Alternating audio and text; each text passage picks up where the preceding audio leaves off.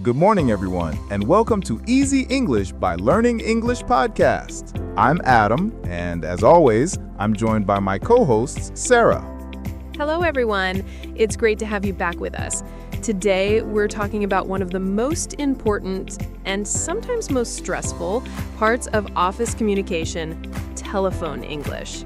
Yes, many English learners feel nervous when speaking on the phone. You can't see the other person's face, so you must rely only on your voice, tone, and words. Exactly. But don't worry, in this episode, we'll show you how to handle office phone calls with confidence and professionalism. We'll cover how to answer calls politely, make professional calls, take and give messages, confirm information, and end calls smoothly, all through one long, natural conversation.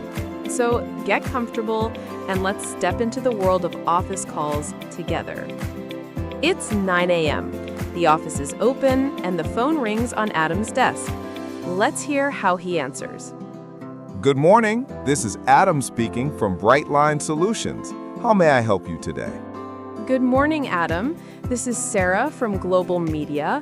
I'd like to speak with Mr. Taylor regarding the new marketing proposal. Certainly, Miss Sarah. Please hold for a moment while I connect you. Thank you. Thank you for holding, Miss Sarah. I'm afraid Mr. Taylor is in a meeting at the moment. Would you like to leave a message? Yes, please. Could you tell him that I called to confirm tomorrow's presentation at 11 a.m.? Of course. I'll make sure he receives your message. May I have your phone number, please? Yes, it's 555-3289. Thank you, Miss Sarah. I'll let him know as soon as he's available. Thank you very much. Have a great day. You too. Goodbye.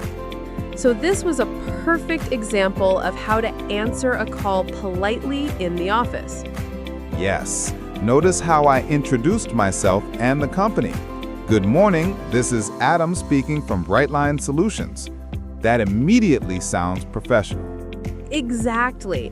You should always include 1, a greeting, good morning or good afternoon, 2, your name, 3, your company or department, 4, a polite question, like, how may I help you today?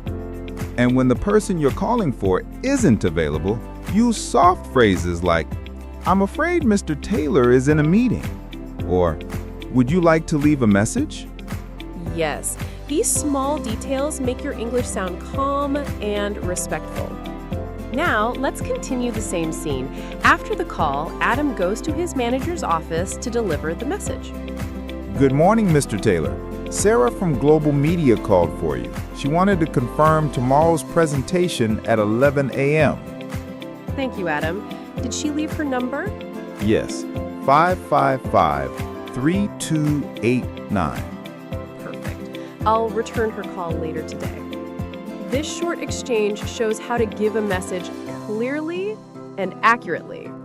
Yes, when you take a message, remember to write down the caller's name, the company, the reason for the call, the time, and the phone number. And when you give that message, always confirm the key details politely, just like Adam did. Now it's the afternoon. Adam needs to make a call to another company about a business meeting. Good afternoon. This is Adam calling from Brightline Solutions. May I speak to Miss Olivia Brown, please? Good afternoon, Adam. May I know what this is regarding? It's about the contract renewal for our partnership. Thank you. Please hold for a moment while I check if Miss Brown is available. Hello, this is Olivia. Good afternoon, Miss Brown. This is Adam from Brightline Solutions. How are you today?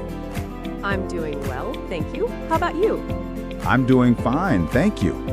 I just wanted to confirm our meeting for Thursday at 2 p.m. Yes, Thursday at 2 p.m. works perfectly. Great. I'll send you a calendar invite shortly.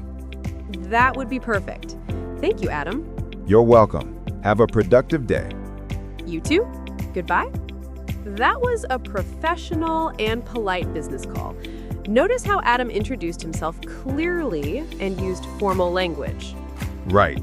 In a business call, start with a greeting and your full introduction. Example, good afternoon. This is Adam from Brightline Solutions.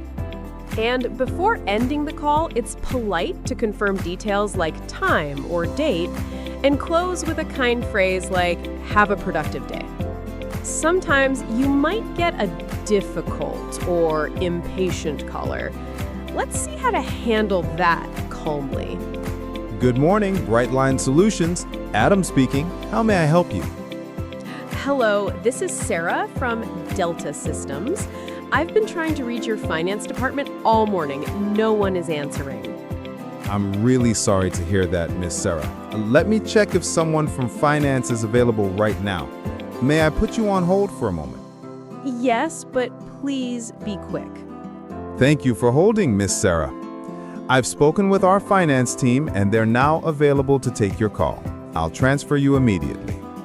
All right, thank you for your help. You're welcome, and thank you for your patience. Have a good day. That was handled very well. When a caller sounds upset, don't panic. Use polite, calm phrases such as, I'm sorry to hear that. Let me check on that for you. Thank you for your patience. Yes, the goal is to stay professional and helpful, not emotional. Now, Adam has to confirm some information with a client. Good afternoon, Miss Sarah. This is Adam from Brightline Solutions. I just wanted to confirm your email address before sending the report. Sure, it's sarah.morgan@globalmedia.com. That's sarah.morgan@globalmedia.com. Thank you for spelling that out. I'll send the report this afternoon. Perfect. I'll review it and get back to you. Thank you, Miss Sarah. Have a great day. When confirming details, speak slowly and repeat important information. Use phrases like, let me repeat that to make sure I have it right. Or, could you please spell that for me? Or, I'll send the report by this afternoon. Exactly. This avoids mistakes and shows professionalism. Let's listen to a few examples of how to close calls politely. Thank you for calling. Have a nice day. It was great speaking with you. Goodbye.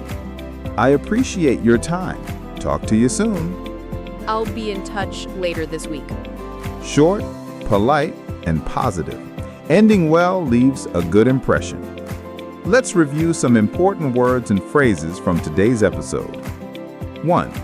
Hold, to wait on the phone. 2. Transfer, to connect the call to another person. 3. Extension, the internal phone number in a company. 4. Line, the telephone connection. Example, the line is busy. 5. Message, information left for someone who isn't available. 6. Confirm, to check that something is correct. 7. Patience, the ability to stay calm while waiting. 8. Receptionist, a person who answers calls and greets visitors. 9. Polite, showing respect and good manners. 10.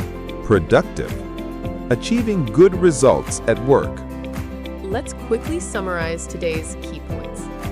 We learned how to answer calls politely in the office, take and give clear messages, make professional calls, handle difficult callers with calm language, confirm information accurately, end calls respectfully. Yes, and the secret to sounding confident on the phone is tone and clarity, not big words. Speak slowly, smile as you talk, and always stay polite. Many English learners feel nervous about phone conversations because they can't see the other person's reactions.